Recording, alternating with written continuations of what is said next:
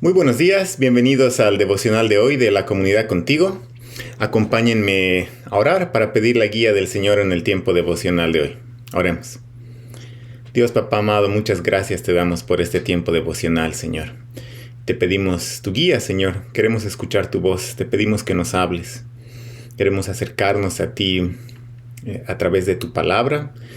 Y te pedimos, Señor, que tú puedas purificar nuestros corazones a través de Cristo Jesús, Señor, para que podamos servirte sinceramente y con corazones puros, Señor. Te pedimos esto en el nombre de tu Hijo Jesús. Amén.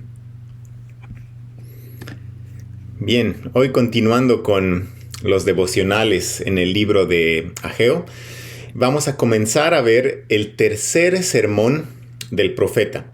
Hasta ahora hemos visto en el primer sermón la llamada de atención al pueblo por buscar satisfacerse a ellos mismos en lugar de hacer lo que le agrada a Dios, al dedicarse a edificar y adornar sus casas, descuidando la reedificación del templo luego del exilio. Dios guió al pueblo al arrepentimiento después de este primer sermón y los motivó a trabajar en la obra de reedificación. En el segundo sermón, Ageo anima al pueblo al recordarles de las promesas de Dios y los anima a responder con fe a estas promesas. Y esta fe será lo que dé como fruto la obediencia y el esfuerzo que ellos necesitaban para seguir trabajando en la obra de reedificación del templo. Ahora, en su tercer sermón, Ageo va a hablar acerca de cómo es cuando hay una supuesta obediencia, pero sin fe. Cuando hay una supuesta obediencia, pero con un corazón impuro. Veamos entonces este tercer sermón del profeta Ageo y comencemos leyendo primero los versículos 10 y 11 del capítulo 2. Entonces vayamos en nuestras Biblias a Ageo capítulo 2 y vamos a ver los versos 10 y 11. La palabra de Dios dice así: El día 24 del mes noveno, en el año segundo de Darío, vino la palabra del Señor al profeta Ageo. Así dice el Señor de los ejércitos: pide ahora instrucción a los sacerdotes. Este sermón ocurre 3 meses después de que el pueblo recomienza la obra en el templo y 2 meses después del desánimo que sintieron las personas al ver que el segundo templo no estaba resultando tan glorioso como el primero. Y este sermón, en su introducción, tiene una audiencia inicial diferente a los anteriores. Los 2 primeros sermones de Ageo comenzaron dirigidos a Zorobabel, el gobernador, Josué, el sumo sacerdote, y el remanente del pueblo. Este tercer sermón está dirigido primero a los sacerdotes. Dice en el versículo 11, como hemos leído, pide ahora instrucción a los sacerdotes. ¿Por qué? ¿Por qué se dirige a los sacerdotes esta vez?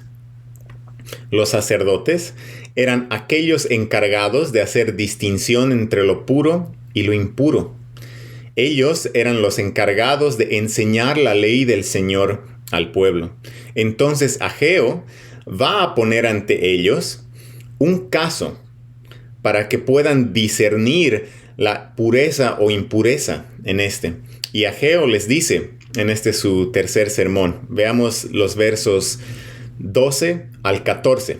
Ageo 2, versos 12 al 14. La palabra del Señor dice así: Si alguien lleva carne consagrada en la falda de su vestidura, y con su falda toca pan, alimento cocido, vino, aceite o cualquier otro alimento, ¿quedará este consagrado? Y los sacerdotes respondieron, no. Y dijo Ageo: si alguien inmundo por el contacto con un cadáver toca cualquiera de estas cosas, ¿quedará inmunda? Quedará inmunda, respondieron los sacerdotes. Entonces volvió a hablar Ageo: así es este pueblo, y así es esta nación delante de mí, declara el Señor. Y así es toda obra de sus manos. Y lo que aquí ofrecen, inmundo es. Se puede resumir este razonamiento de la siguiente manera. Las cosas consagradas no consagran a la persona, sino que la persona inmunda ofrecerá siempre sacrificios inmundos. En otras palabras, las cosas religiosas, la obediencia externa, no purifican a la persona. Una persona con un corazón impuro no podrá ofrecer a Dios un servicio aceptable. Es similar a lo que dijo Jesús aquella vez. No es lo de afuera lo que contamina, sino lo que sale del corazón del hombre. Y está hablando de la impureza del corazón. Después del desánimo del pueblo, al comienzo del capítulo 2, al parecer, en vez de responder con una fe genuina en las promesas de Dios, al parecer el pueblo estaba cayendo en una religiosidad vacía, en una supuesta evidencia con un corazón impuro, en una obediencia sin fe. Y por eso Ageo les habla a los sacerdotes para que ellos guíen al pueblo a corregir esto. Ahora, ¿hicieron esto los sacerdotes? ¿Respondió el pueblo con fe? ¿Pudieron ver la impureza de sus corazones? Tristemente no. Esto lo vemos más adelante en la historia. 100 años después de esto, 100 años después de los eventos del profeta Ageo y de sus sermones y su predicación, el profeta Malaquías dice lo siguiente a los sacerdotes del pueblo. Les dice en Malaquías, la primera parte del verso 8 del capítulo 2, dice: pero ustedes, a los sacerdotes, pero ustedes se han desviado del camino, han hecho tropezar a muchos en la ley. Ni los sacerdotes ni el pueblo fueron capaces de responder con fe a las promesas de Dios, sino que se fueron hundiendo cada vez más en una religiosidad externa, una religiosidad sin fe, con un corazón impuro. En su segundo sermón, Ageo les hizo recuerdo de las promesas de la presencia de Dios, las promesas de la salvación futura, las promesas de la gloria futura. En esas promesas, ellos tenían todo lo que necesitaban para creer. Ellos tenían en esas promesas todo lo que necesitaban para creer, para ser salvos y para responder en fe. Y al responder en fe, iba a ser Dios quien purifique sus corazones. Así como Dios hizo lo mismo en el pasado con Abraham, en Génesis 15, cuando éste creyó en la promesa de Dios, y esto le fue contado por justicia. Nosotros hoy, aunque en un tiempo muy diferente y viviendo bajo situaciones muy diferentes a la de aquellos judíos del tiempo de Ageo, también nosotros somos confrontados hoy con la misma cuestionante que nos plantea este texto. ¿Cómo responderemos a las promesas de Dios? Si respondemos con fe, Dios nos justifica y nos purifica. Purifica nuestros corazones por la obra de Jesús, por la obra que Jesús hizo en la cruz al morir por nuestros pecados, llevando nuestro castigo. Y esta fe produce en nosotros obediencia sincera, con un corazón puro. Pero si respondemos solo con religiosidad, solo con obediencia externa, solamente con buenas obras, sin un cambio en el corazón, entonces estamos perdidos. Estamos cayendo en la misma religiosidad vacía que estamos viendo acá. Tenemos entonces aquí un llamado a la reflexión Tenemos un llamado a la autoevaluación, porque nadie puede ver lo que está en nuestro corazón. Nadie. Solamente Dios. Puede haber dos personas cantando lado a lado una canción en la iglesia, ambas cantando con fervor, pero una haciéndolo de una manera externa, sin fe, con un corazón impuro, y la otra haciéndolo con plena fe en Jesús, donde su cantar es producto de esta fe. Solo Dios puede ver la diferencia. Puede haber dos personas sirviendo codo a codo en el ministerio de la iglesia.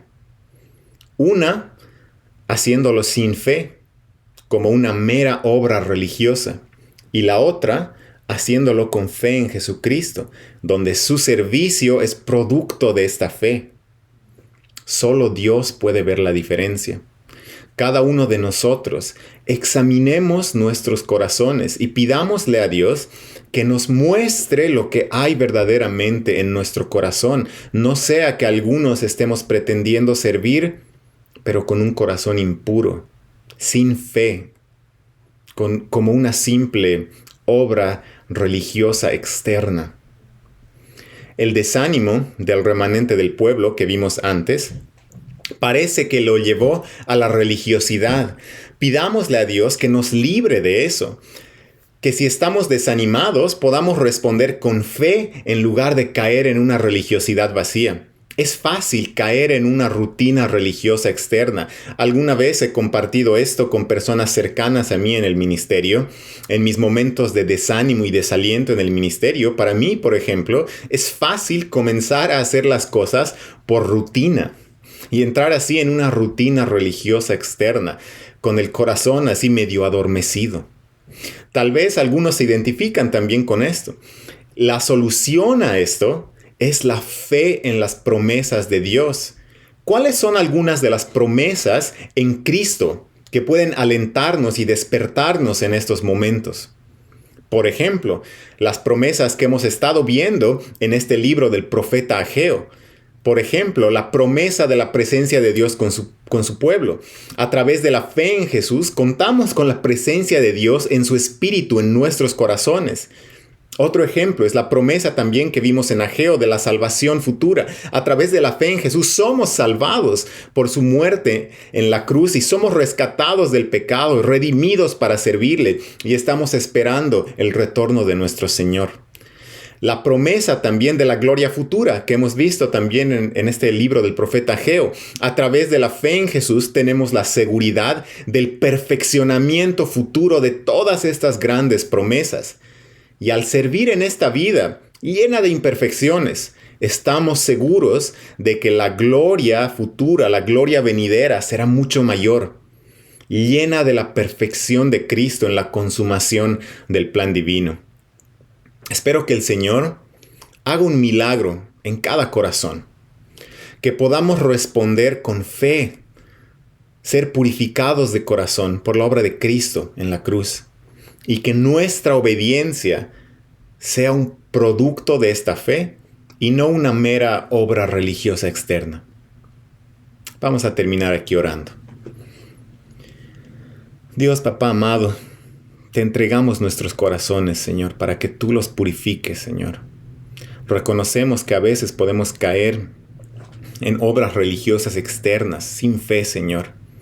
Líbranos de esto, rescátanos de esto, Señor.